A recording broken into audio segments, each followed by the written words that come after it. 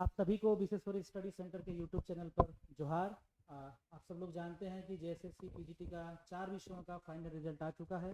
इसी कड़ी में आप सबों के साथ हम लोग बात करने के लिए उपस्थित हुए हैं बलराम बेरा के साथ, जो कि पीजीटी फाइनल लिस्ट में सिलेक्टेड हुए हैं। तो बलराम जी को सम्मानित करने के लिए संस्थान की ओर से हमारे संस्थान के प्रबंधक महोदय विजय कुमार जी से आग्रह करेंगे तो आएँ और उन्हें पुष्प गुच्छ देकर सम्मानित करें।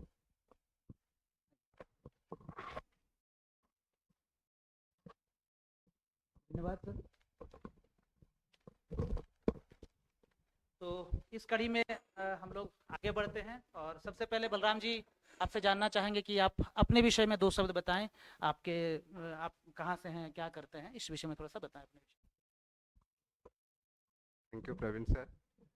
और सबसे पहले मैं धन्यवाद देना चाहूँगा प्रवीण सर को और विशेश्वरी की टीम को। उन्होंने आज मुझे यहाँ बुलाया और सम्मान किया। और मैं अपने बारे में थोड़ा सा बता देता हूँ। मैं बलराम बेरा मेरा नाम हुआ और मैं पूर्वी सिंहभूम जिले से बिलोंग करता हूँ। और अभी मैं बिहार सरकार में शिक्षा विभाग में एज ए पीजीटी कार्यरत हूँ। बहुत बढ़िया बात है। और भौतिकी जैसा कठिन विषय में आपने पीजीटी फिजिक्स में पास किया है और अपना स्थान बनाया, पीजीटी शिक्षक अभी बन गए हैं आप।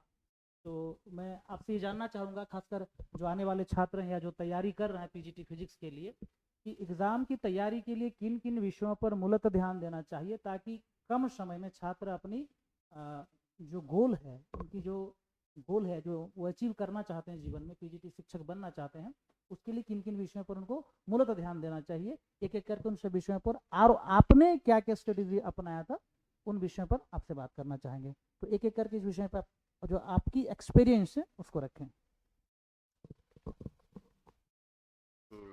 झारखंड का जो पीजीटी का जो मैंने जो तैयारी किया था, मैं अपनी पर्सनल सजेशन ये देना चाहूँगा कि 3 स्टेप होता है बेसिकली। सबसे पहले तो उसका सिलेबस को समझना होता है और उस सिलेबस के अकॉर्डिंग रेलिवेंट कंटेंट होना चाहिए। उसके साथ साथ प्रीवियस ईयर का क्वेश्चन एनालिसिस होना चाहिए और उसके बाद मॉक टेस्ट चाहिए। तो खास करके झारखंड का पीजीटी का जो फिजिक्स का सिलेबस है वो थोड़ा सा डिफरेंट होता है बाकी पीजीटी के मामले में। कैसे डिफरेंट है मैं बता देता हूँ।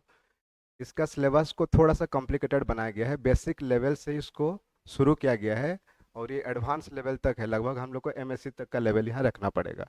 तो पहला पॉइंट है कि सिलेबस को समझना बहुत ज़रूरी है। उसके साथ थोड़ा सा हम लोग के पास प्रीवियस ईयर के पेपर्स भी रहना चाहिए। अभी तक जो कम से कम 3 पीजीटी हो गया है और उसका भी लेवल को थोड़ा सा हम लोग को बैलेंस करके अपना स्ट्रैटेजी को बनाना चाहिए कि हम लोग को किस किस पोर्शन में थोड़ा सा हम लोग को ज़्यादा फोकस करने की ज़रूरत है और कहाँ पर थोड़ा सा कम करने की ज़रूरत है।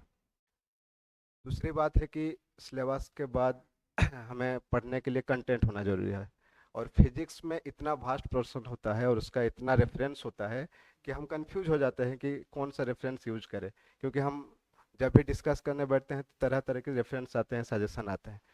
लेकिन मैं अगर पर्सनली बात करूं, मेरा समय ऐसा था कि साथ साथ एक साथ 3-4 एग्जाम का क्लैश हो रहा था। इसलिए मैंने बहुत ही कम टाइम में आप जो नोट्स आप प्रोवाइड किए थे, सारा सेक्शन का जो प्रॉपर नोट्स आप प्रोवाइड किए थे, मैंने सिर्फ उसी को ही प्रिपेयर किया था।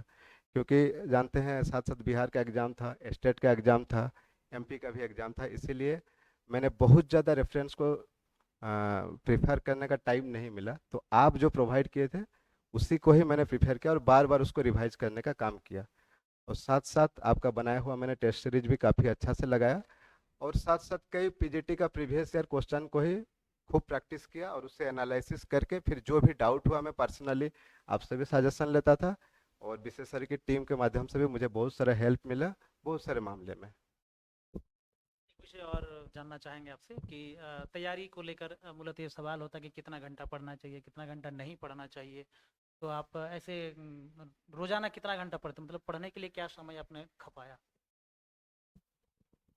ये 1 घंटा का जो समय है ना, ये समय जो क्वेश्चन है ये थोड़ा सा वेरी करता है डिफरेंट डिफरेंट पर्सन के लिए। अगर कोई जॉब प्रोफेशन में है तो अभी कोई दिक्कत नहीं है। अगर उसके पास एनफ टाइम है तो वो अपना प्रॉपर स्ट्रैटेजी बना ले और उस स्ट्रैटेजी के अकॉर्डिंग अपना टारगेट को कंप्लीट करते हुए चलेगा तो परीक्षा के लिमिटेड टाइम तक हो जाएगा। अगर कोई फ्रेश है उसको रिफ्रेश स्टडी करने के लिए बहुत टाइम मिल जाएगा। और मेरा ये कहना है कि अगर मिनिमम 8 से 10 घंटा अगर कोई बढ़िया से कर लेता है तो उसके लिए तनाव की बात है नहीं। हाँ, एग्जाम से पहले थोड़ा सा प्रेशर रहता है, क्योंकि इतना सारा चीज़ों को बहुत कम टाइम में क्या करना होता है, रिवाइज करना होता है।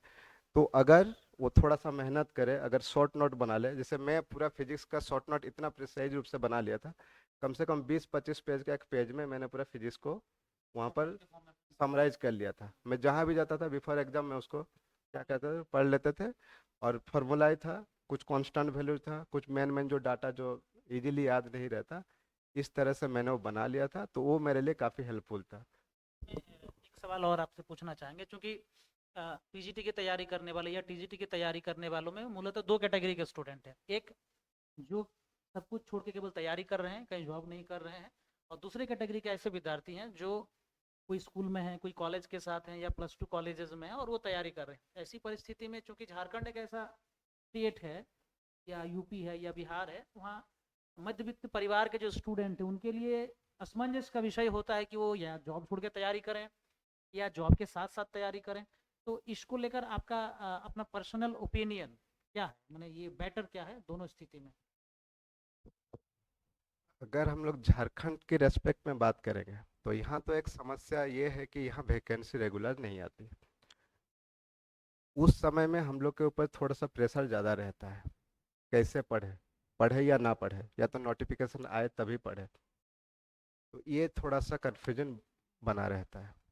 लेकिन मेरा जो सजेशन ये रहेगा, कभी ना कभी तो आएगा वैकेंसी, तो उसी लिए पहले से टारगेट बना के चले और अपने टाइम के अकॉर्डिंग वो अपना प्रिपरेशन करना शुरू करें।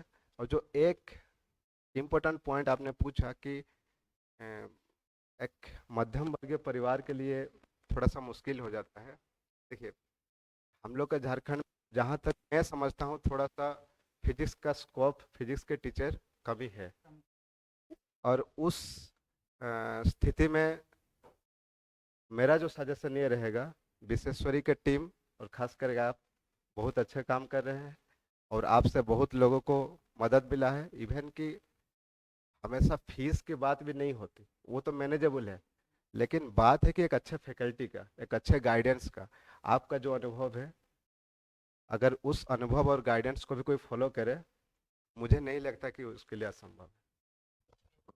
बहुत धन्यवाद विश्वेश्वरी परिवार की ओर से, और बहुत सारी शुभकामनाएं आपके लिए। धन्यवाद।